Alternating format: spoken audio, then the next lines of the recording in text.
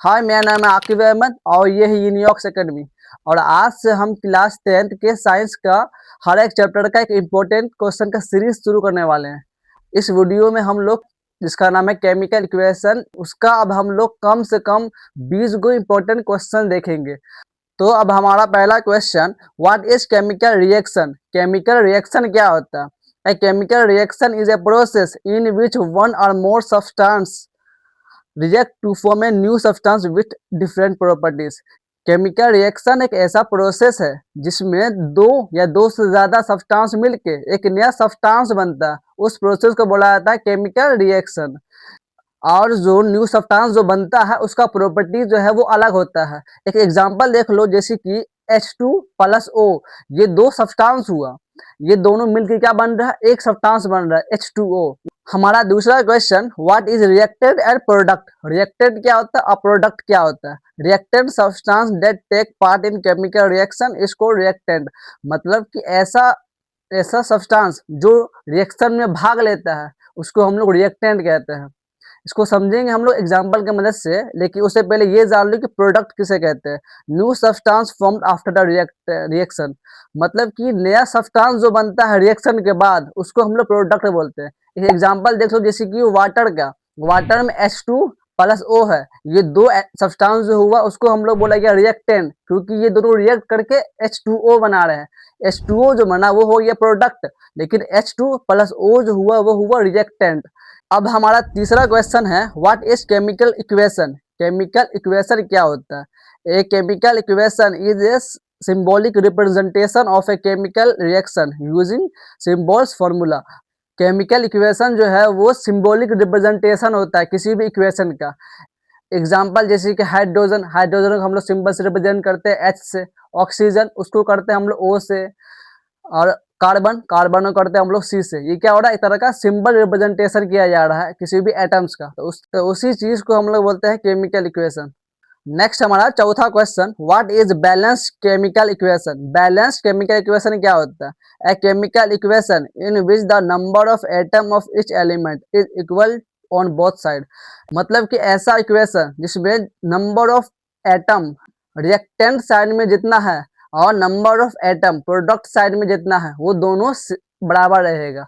इसको समझते हैं तो एग्जाम्पल की मदद से, मानो को 2H2, मतलब कि ये दो हाइड्रोजन और दो हाइड्रोजन नीचे भी है, तो टोटल 4 हाइड्रोजन हुआ, प्लस O2, मतलब कि रिएक्टेंट साइड लगभग 6 एटम मौजूद है। इसका मतलब क्या कि प्रोडक्ट साइड भी लगभग 6 एटम मौजूद होना चाहिए, तभी वो बैलेंस इक्वेशन होगा। तो उसको देखते हैं हम लोग, दो हाइड्रोजन है और दो पावर में है तो 4 हो गई है, और ऑक्सीजन में भी 2 हाइड्रोजन लगा हुआ है तो 6 हो गया। इसका मतलब क्या, रिएक्टेंट साइड भी 6 एटम है और प्रोडक्ट साइड भी 6 एटम है, तो इस इक्वेशन को हम लोग बोला क्या, बैलेंस इक्वेशन है। अब हमारा पांचवा question, why should chemical equation be balanced? Chemical equation को हम लोग बैलेंस्ड क्यों करते हैं? तो आंसर इसका है, to satisfy the laws of conservation of mass. तो laws of conservation of mass एक तरह का लॉ है जिसमें बोला गया है total number of atom reactant side और total number of atom product side दोनों का सेम होना चाहिए, दोनों का नंबर सेम होना चाहिए। उस लॉ को बोला जाता है laws of conservation of mass.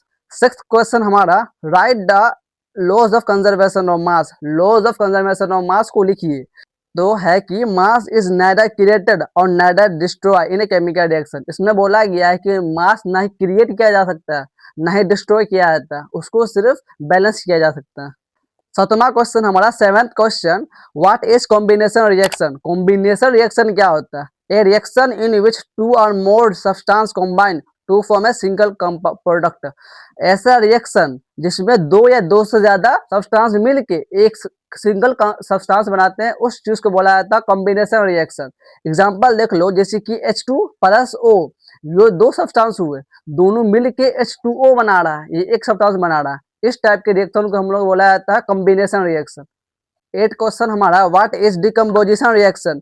A reaction in which one compound break into two or more simple substance. ऐसा रिएक्शन जिसमें एक रिएक्टेंट टूट के दो या दो से ज्यादा सब्सटेंस बनाता है। ये कॉम्बिनेशन रिएक्शन का एकदम अपोजिट है। कॉम्बिनेशन रिएक्शन में क्या था कि दो सब्सटेंस मिलके एक सिंगल सब्सटेंस बना रहा था। डिकम्पोजिशन रिएक्शन में क्या है, एक सब्सटेंस टूट के दो सब्सटेंस बन रहा है। इसको भी समझते हैं हम लोग एग्जाम्पल की मदद से। मानो कि H2O है, H2O क्या हुआ, एक सब्सटेंस हुआ, इसको हम लोग ब्रेक किए तो H2 प्लस O में टूटा। इसका मतलब क्या, एक सब्सटेंस से हम लोग अगर दो या दो से ज्यादा सब्सटेंस को तोड़ रहे हैं तो उस इक्वेशन को बोला जाता है डिकम्पोजिशन रिएक्शन। नाइन्थ क्वेश्चन हमारा, what is displacement reaction? A displacement reaction is A type of chemical reaction in which a more reactive element displace a less reactive from its compound। Displacement reaction एक ऐसा reaction होता है जिसमें से एक highly reactive metal एक less reactive metal को displace कर देता है, चेंज कर देता है। एग्जाम्पल जैसे कि Zn को हम लोग रिएक्शन करवा रहे हैं CuSO4 के पास, तो क्या प्रोडक्ट बन रहा है, ZnSO4 प्लस Cu बन रहा है। तो इसमें Zn जो है वो डिस्प्लेस कर रहा है Cu को। Zn मतलब होता है जिंक और Cu मतलब होता है कॉपर। जिंक जो है वो कॉपर को डिस्प्लेस कर रहा है क्योंकि जिंक जो है वो हाई रिएक्टिव मेटल है एज कम्पेयर टू कॉपर, इसलिए जिंक जो है वो डिस्प्लेस कर दिया कॉपर को। 10वां क्वेश्चन हमारा, what is double displacement reaction? Double displacement reaction क्या होता है? A double displacement reaction is a chemical reaction in which two compound exchange the ions to form two or more compound. इसमें क्या होता है, इसमें आयंस का चेंज होता है। डबल डिस्प्लेसमेंट रिएक्शन में आयंस का चेंज होता है। डिस्प्लेसमेंट रिएक्शन में क्या हो रहा था, highly reactive metal less reactive metal को डिस्प्लेस कर रहा था। इसमें क्या होता है, आयंस का एक्सचेंज होता है। एग्जाम्पल जैसे कि Na2SO4 प्लस BaCl को रिएक्शन करवाया गया तो BaSO4 प्लस 2NaCl बना। 11th क्वेश्चन हमारा, व्हाट इज कोरोजन? कोरोजन क्या होता है? Corrosion is the low damage of metal when they react with air water और मॉइस्ट। कोरोजन जो होता है वो जंग को कहते हैं। किसी भी मेटल के ऊपर जंग लगना उसको हम लोग कोरोजन कहते हैं। उसको मेन कारण है उसके जंग लगने का एयर, वाटर या मॉइस्चर, ये तीन कारण होता है जिसके वजह से किसी भी मेटल के ऊपर कोरोजन आ जाता है, मतलब जंग लग जाता है। एग्जाम्पल जैसे कि rusting of iron is a corrosion.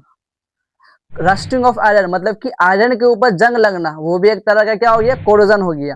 When iron react with oxygen, जब आयरन जो है ऑक्सीजन के कांटेक्ट में आया, मतलब कि हवा के कांटेक्ट में आया और पानी के कांटेक्ट में आया, तो क्या हुआ कि जो आयरन था वो उसके ऊपर जंग लगना शुरू हो गया, उस चीज को बोला गया कोरोजन। 12th क्वेश्चन हमारा, व्हाट इज ऑक्सीडेशन? ऑक्सीडेशन क्या होता है? Oxidation is a chemical process in which a substance gain oxygen और लूज हाइड्रोजन। ऑक्सीडेशन जो है एक ऐसा प्रोसेस होता है जिसमें ऑक्सीजन को हम लोग गेन करते हैं और हाइड्रोजन को हम लोग लॉस्ट करते हैं, लूज करते हैं। उस टाइप के प्रोसेस को बोला जाता है oxidation process. Reduction is a chemical process in which a substance loses oxygen और गेन हाइड्रोजन। इसमें उल्टा होता है। ऑक्सीडेशन में क्या हो रहा था, गेन कर रहा था ऑक्सीजन को और लूज कर रहा था हाइड्रोजन को। रिडक्शन में क्या होता है, गेन करता है हाइड्रोजन और लूज करता है ऑक्सीजन। ये ऑक्सीडेशन का एकदम उल्टा होता है रिडक्शन, याद रखना। नेक्स्ट क्वेश्चन हमारा 14th number, what is redox reaction? Redox reaction क्या होता है? A redox reaction is a chemical reaction where oxidation and reduction take place simultaneously। Simultaneously का मतलब होता है एक साथ। रिडॉक्स रिएक्शन एक ऐसा रिएक्शन होता है जिसमें ऑक्सीडेशन और रिडक्शन दोनों एक साथ हो, उस टाइप के रिएक्शन को बोला जाता है रिडॉक्स रिएक्शन। 15th नंबर क्वेश्चन हमारा, define exothermic reaction. Exothermic reaction क्या होता है? An exothermic reaction is a chemical reaction in which heat is release to the surrounding. Exothermic reaction एक ऐसा रिएक्शन होता है जिसमें से हीट रिलीज होता है, उस टाइप के रिएक्शन को बोला जाता है एक्सोथर्मिक रिएक्शन। एग्जाम्पल जैसे कि व्हेन फ्यूल बर्न, जब हम लोग किसी भी तरह का फ्यूल को जलाएंगे तो क्या होगा, हीट रिलीज होगा, उस टाइप के रिएक्शन को बोला जाता है एक्सोथर्मिक। ऐसा रिएक्शन जिसमें हीट रिलीज हो। जैसे कि ऊड को अगर तुम जलाओगे, लकड़ी को अगर तुम जलाओगे तो क्या निकलता है, एस धुआं निकलता है या और हीट निकलता है। इसका मतलब क्या है कि हीट रिलीज हो रहा है, बाहर निकल रहा है, तो एग्जाम्पल हो गया वुड उसका। तो 16th नंबर क्वेश्चन हमारा, define endothermic reaction. Endothermic reaction क्या होता है? An endothermic reaction is a chemical reaction in which heat energy is observe from the surrounding. Endothermic reaction एक ऐसा रिएक्शन होता है जिसमें हीट ऑब्जर्व होता है, एक्सोथर्मिक में क्या हो रहा था, हीट रिलीज हो रहा था, हीट बाहर निकल रहा था, लेकिन एंडोथर्मिक में हीट ऑब्जर्व हो रहा था, अपने पास आ जाता है। एग्जाम्पल जैसे कि when calcium carbonate is heated, जब हम लोग कैल्शियम कार्बोनेट को हीट करेंगे, इट ऑब्जर्व, जो हीट होगा वो ऑब्जर्व कर लेगा, सोख लेगा, अपने अंदर ले लेगा, उस प्रोसेस को बोला जाता है एंडोथर्मिक रिएक्शन। दो पढ़ लिए अभी हम लोग, देख लिए हैं, कंफ्यूज नहीं होना। एक्सोथर्मिक मतलब कि बाहर निकलता है, एक्सो बाहर निकलता है, इंडो मतलब अंदर, हीट अंदर आता है।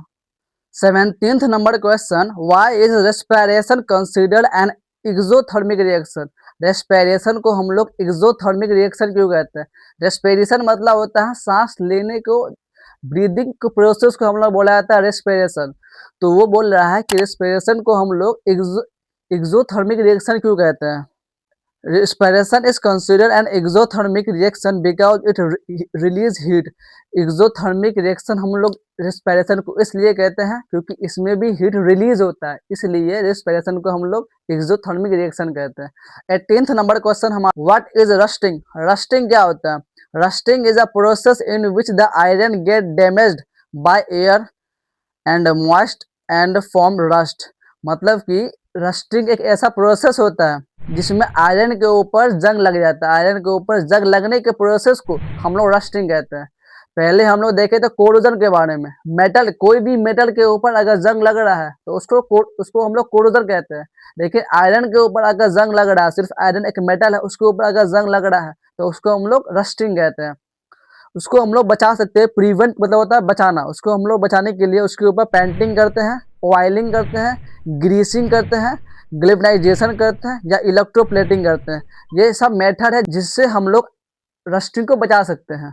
19th नंबर क्वेश्चन हमारा, व्हाट इज ग्लेवनाइजेशन? ग्लेवनाइजेशन क्या होता है? Galvanisation is the process of coating iron or steel with a thin layer of zinc to protect it from rusting. Galvanisation जो है एक तरह का प्रोसेस है जिसमें हम लोग रस्टिंग होने से बचाते हैं, जिंक का यूज करते हैं।